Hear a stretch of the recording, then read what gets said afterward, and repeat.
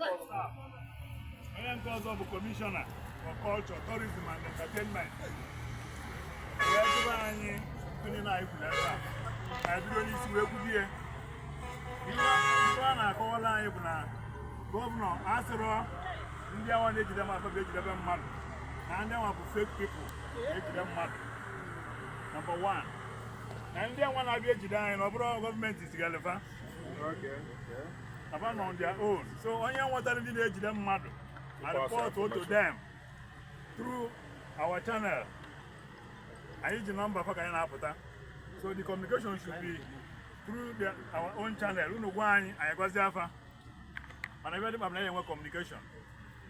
Then again, now for those of us who do ID card, those of us who do license, those of us who do whatever, I want from the past head in the indigenous medicine, not at the valid.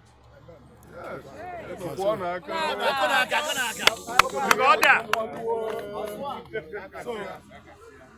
So long as all signed in Nyabo while he was still in the office, not at the valley.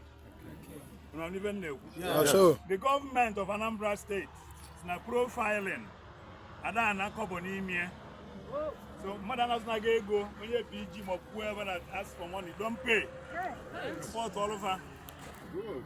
We made them understand that I go, then I go for something, 50 something, 100 and something, depending on the muguness offering you. So again, I need to partner with us.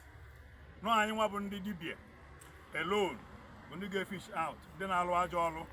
Sure. Yes. They agreed to some extent. So now I got communicate with my measure. After the meeting, again, then again,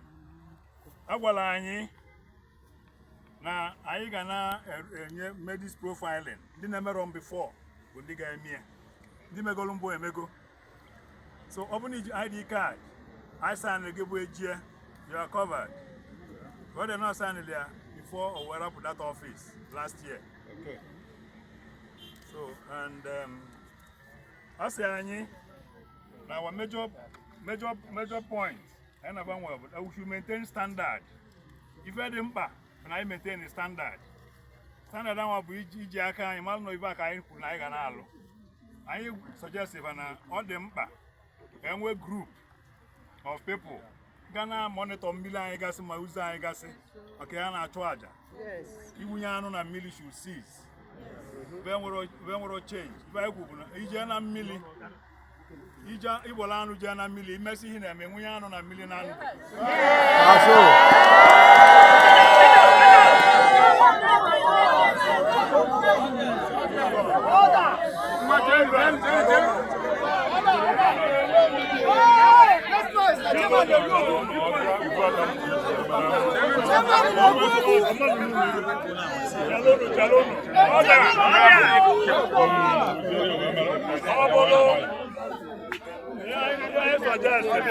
Can I give to all that? I am well, Diana Millie.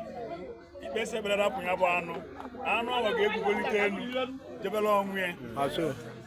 Faster than you know, faster than yes. Mana, it's taking. Then again, I knew Obodo Buna, in our suggestion, can do it now, Befa. I am Wabunde Aguleri, Gutalane. You had me suggest it here. It's no alternative to each one. I family approve. So let other people think of that way. Other than maybe little government roads.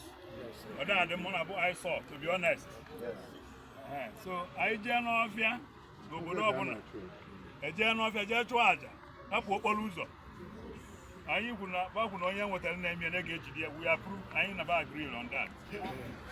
Then I also a video tata. When I can now the issue of PGs, Egwan Madunya seen Obodo on Abu Bodia, where Park and but no Endigo.